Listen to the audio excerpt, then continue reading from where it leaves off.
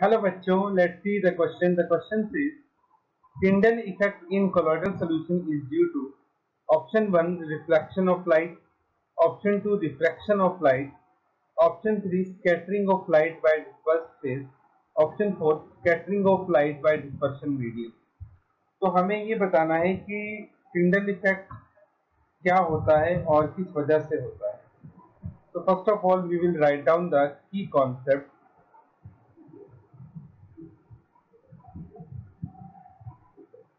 When beam of light pass through colloidal solution,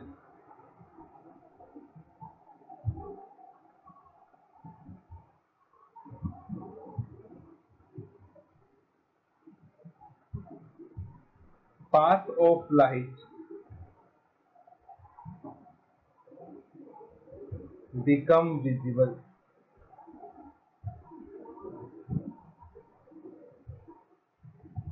Called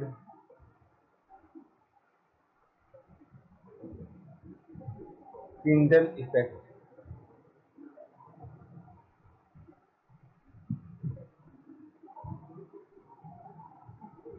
उसको हम Tyndall effect बोलते हैं. तो इसको हम एक बार थोड़ा सा डायग्रामेटिकली समझने की कोशिश करते हैं कि एक्चुअल में टिंडल इफेक्ट क्या होता है और किस तरह से होता है. देखिए, हमारे पास कोई भी कंटेनर हमने ले लिया और उस कंटेनर में हमारे पास है colloidal solution.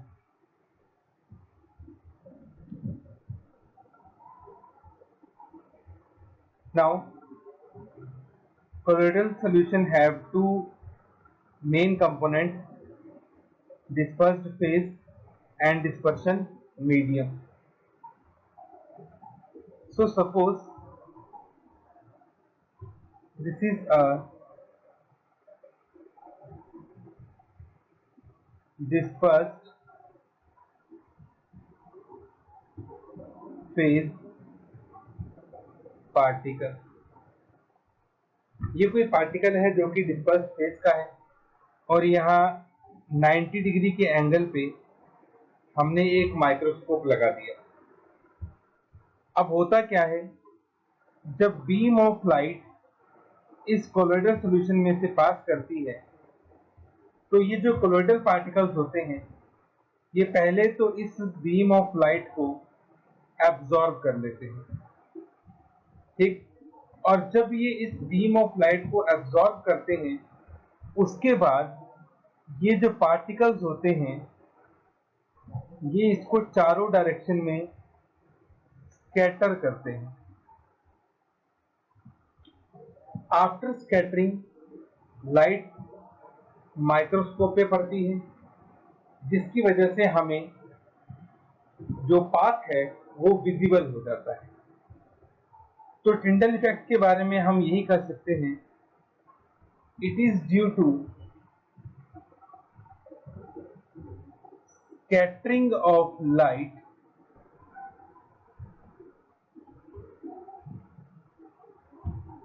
by dispersed phase particles, because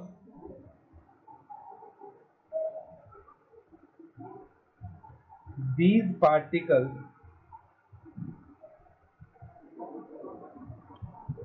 have